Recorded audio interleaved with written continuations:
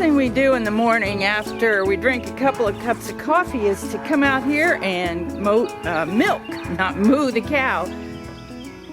She's over here ready at the gate. All right, I open the gate and she's gonna be ready to go. I'm gonna try to, oh, now she's thinking the grass is greener on the other side of the fence. All right, whoa. Okay, cow, let's go in the right direction. It's been a little bit of a challenge sometimes getting her to and from the barn where we're milking her. It's a little, not a very big walk, but it's a little bit of a walk. Usually she goes there easier than she goes back to her pasture. We're on our way and she's about to run.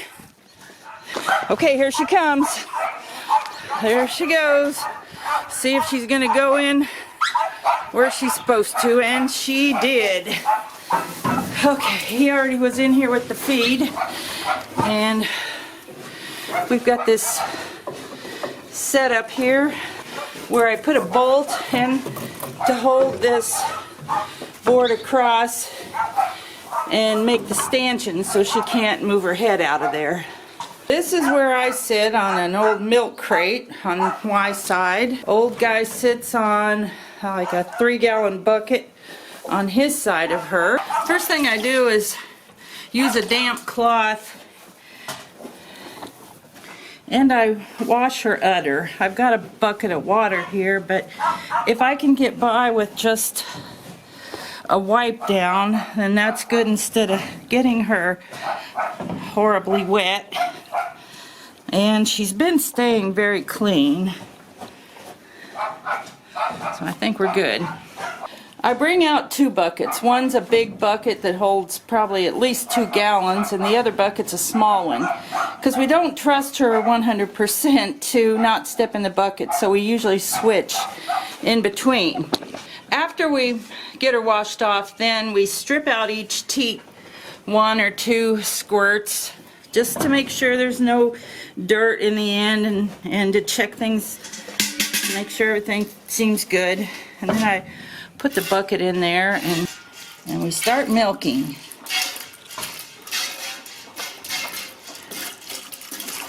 I do my side and he does his, so you're not going to be able to watch right now the whole thing because I can't hold the camera and do the milking. When we switch to the little bucket, we'll put like a pint in it and then I'll dump it over into that bucket and keep pouring it like that, because she's really good, but sometimes she lifts her leg and hits the bucket. We try to watch. It's part of milking a cow, you know, you just got to be ready for stuff like that, but we're trying to save as much milk as we can. So the final dab I leave in this bucket, and then I've got, every day since she's out on pasture, she's increasing her milk supply. And there she is, all done with her feed, waiting for us to let her back out. But I need to get the milk to the van so it's safe. When you see foam on top of the milk, you know you did a good job milking. Bring it in a box like this and then set it back in the van to take it home. Now I'm back over here waiting for him to let her go, and she's going to show up there. I'm going to try to grab her halter. Here she comes.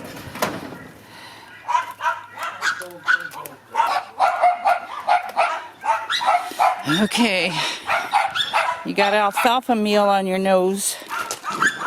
For some reason, she always wants to balk on the way back, but this morning she's actually going pretty good, but a lot of times we have to about drag her back out there. She's getting better, I think, but it's still a little bit unpredictable. I gotta try to get the gate open. Wait! Okay. Well, look at that.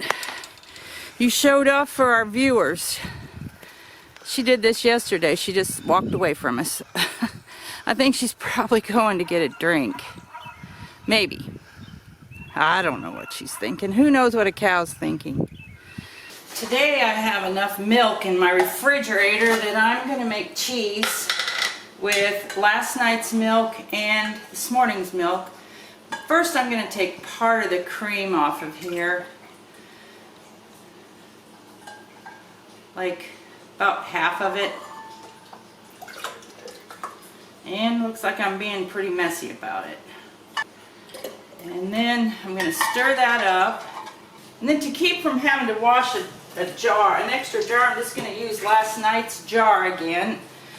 I don't want to do that if the milk's too old, but just since last night I think it's fine. I wet my cloth down that I strain it through,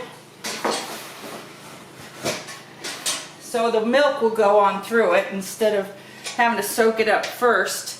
Now, anytime you milk a cow or a goat or any animal, you're going to end up with particles of grass, dirt, you know, sometimes hair from the cow falls in it. It's just part of farm life and milking a cow. So when I have 1 gallon there, I'm going to also put that in my pot. So that gives me 2 gallons of milk to make cheese out of, and that's really full. And I'm probably going to have to take part of that out of there. So then I have to strain the rest of the milk, and I'll reserve 3/4 of a quart because this is kefir. I got myself some kefir grains, and every day I save part of the morning's milk to make kefir for the next day. And I ended up with 1.5 gallons this morning, which is up quite a bit from what she was doing, but putting her out on that nice fresh grass, it really helped a lot. And I try to do this next step without going off somewhere else and doing something else because I'm easily distracted. But I have to wash my buckets because I need to keep any kind of sour milk bacteria, unwanted sour milk bacteria anyway, down in my kitchen.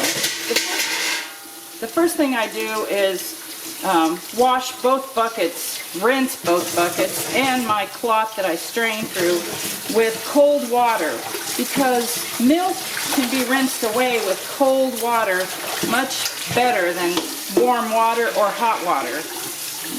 Next, I let my water get as hot as it can get, and I squirt 1 squirt of Dawn type dish detergent in there, and just put about 1 quart of water with the detergent, and then I start rinsing out my straining cloth and wash the bucket inside. And then I take that water and dump it over into my big bucket and do the same thing. So both buckets have been rinsed with cold water and then washed with hot soapy water. And in the process, I use my straining rag as a washcloth. It does double duty and gets it clean as we go. Then I rinse out my cloth. Make sure I get all the soap out of it. And up on my little towel drying rack, I just hang that corner and I let that hang there all day and dry. Then all I have to do is dump this out and start rinsing the inside of the buckets, and then I rinse the outside of the buckets, and then I have to let them drain, and they sit and air dry all day. I don't towel dry them. I just let them air dry. And then I set my pan of cheese milk down in the sink, which I'm filling with hot water, because this has to warm up to 90 degrees before I go to the next step of making cheese. I have 2.5 quarts of cream, so I'm ready to pour that into my butter churn. And I let this sit out on the counter for a couple of days to age, because it makes better butter. It makes butter faster.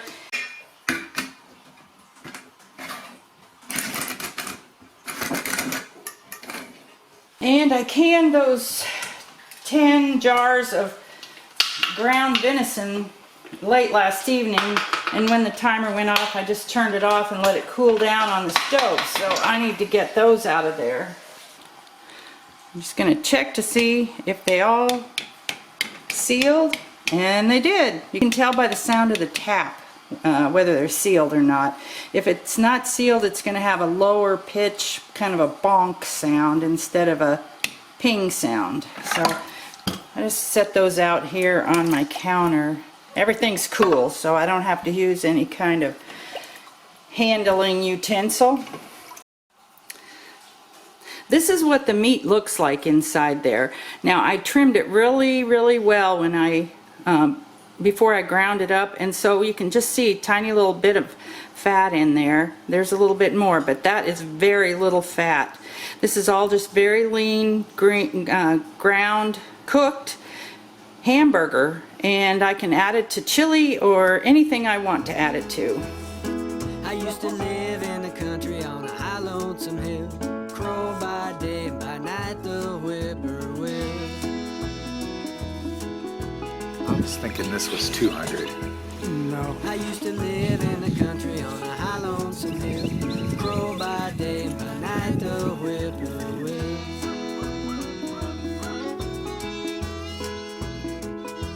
So that paces out to about 160 feet. My steps are 4 feet long when I'm pacing like that, and it was 40 steps. We've been trying to keep an eye on the wetness of the field, waiting to plant. We need to plant two things basically. We need to plant oats, and those are going to go in this larger patch here, and we need to plant the potatoes. Yesterday I dug up some shovelfuls of dirt in kind of the wettest areas around here, and it's still wetter than I would like, but the day after tomorrow we have a pretty good chance of rain, so we feel like we need to go ahead and work it a little wetter than we would really love to and get stuff planted, or else we may not have a chance till too late. So I think the plan for today is to get it tilled up and then let it dry for the day, and then we'll try to plant most of the stuff tomorrow. We might plant the oats today, we'll see.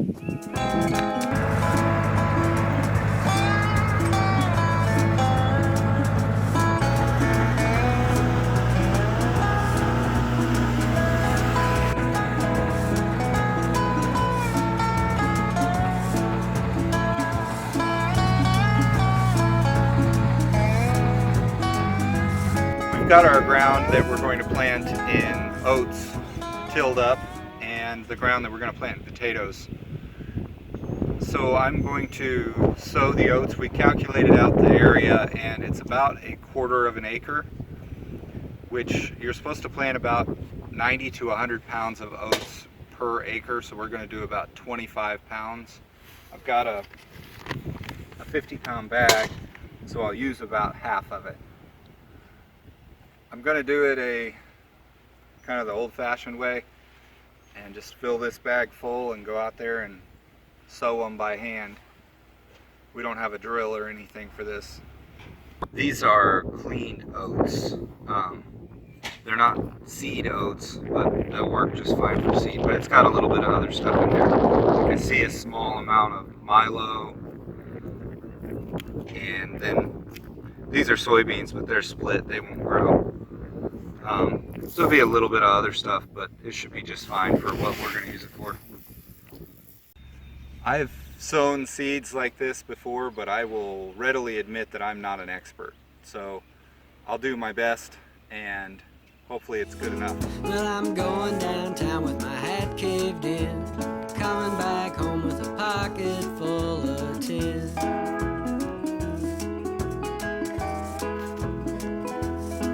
Well, I'm going downtown with my hat caved in. Well, I got it all sown. It's always challenging to end up with the right amount. I think I got pretty close. I'm going to go around and hit a few of the bare spots out in the pasture with some, and I'm going to sow the waterways. Might as well. It'll add a little bit to the hay we get later. Then we're going to, Grandpa's going to disc it in.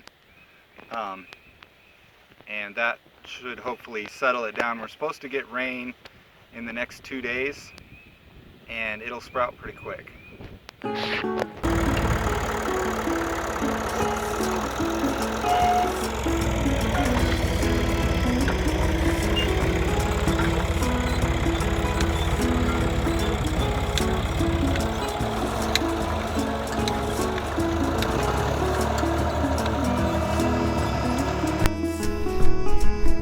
Today we're gonna plant broccoli, cauliflower, Chinese cabbage, and lettuce. So our plan is we're going to do a wide row, a triple row, staggered. So it'll basically be 2 rows spaced apart with 1 in between each one to try to maximize our space here. We've got a measuring stick that's roughly 18 inches. And then we're going to try to maintain that distance between each plant. This has been fairly heavily mulched with wood chips, so we're not tilling it, we're just digging holes, putting plants in, and remulching it. Daddy's digging holes for the plants, and he's doing a 2-1-2-1 pattern. I'm going to take a scoop of this water and put it in each hole.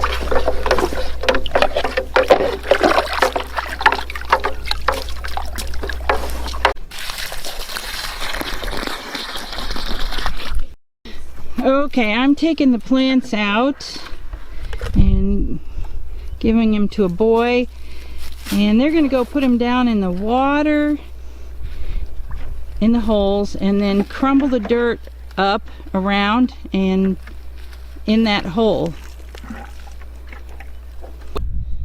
Well, the kids helped us get all of them planted. We're going to quit for now. We've got some more lettuce that could go in. It's a little on the young side yet, and hopefully these will do good.